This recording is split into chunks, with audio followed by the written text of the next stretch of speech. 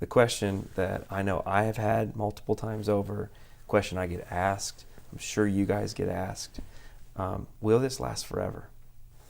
Will this go on? Will it be this way forever? What do you say? The side of heaven might be. Yeah. It might be. You know, Paul, we don't know what it was, but had a, thorn in his side. Well, what was that? I don't know. Yeah. Maybe it was anxiety. Yeah. And so it might be something that you struggle with, I struggle with, you guys struggle with, until we're on the other side of glory. Yeah. But that's not the end of it. Yeah. It doesn't get the final say. Okay. There's hope. There's always hope. Yeah. And doing the things we've talked about and living out the way, that the scriptures call us to live and to hold on to. That's where our hope lies. And yeah. Yeah. I think the beauty in that is the fact that we're not alone. He's with us. If he's going to be with us there and then and now, and he's going to be always with us in the midst of it. We're not alone. So that's the comfort that I have, knowing that I may struggle with this for a long. I've been for close to 40 years now, so I've been been struggling with it, and that's okay. I'm more drawn. The Lord has drawn me closer to Him in the midst of it in these last few years. So I know I'm not alone.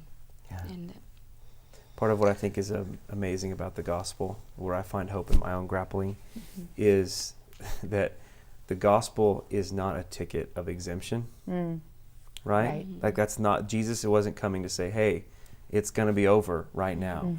But He's coming to say, it's going to be over. And until it is, I'm going to be with you to the very end. And it will be over.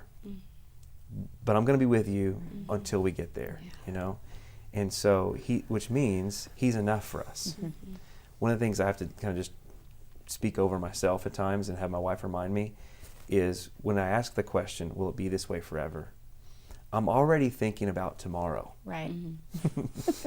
And I might not actually even be anxious in the moment when I ask that question. And so there's the way of going, we'll talk about this for just a second, is like, how do I be present? That's part of, I think, absolutely, part of the common grace warfare weapons God gives us is, but what's happening right now? I one of my favorite things, out of many favorite things that Henry Nouwen said was, you can't change your past and you can't control your future.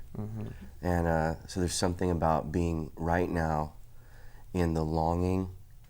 And if you can see suffering as beautiful and identifying with Jesus, there's something that comes out of your life that's very different.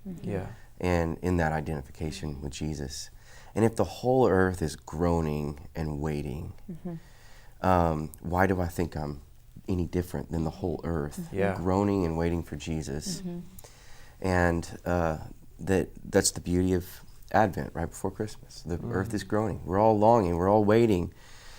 And then He comes. And then now we are still longing and waiting, and He's coming to wipe tears, which shows that there's still pain and suffering and anxiety, hurt. He's coming to wipe tears and make things right. And so for me to live right now means for me to look forward, not to change anything, but look forward, going, He's here right now, in my groaning, in my suffering, which is beautiful, and He's coming to make things right.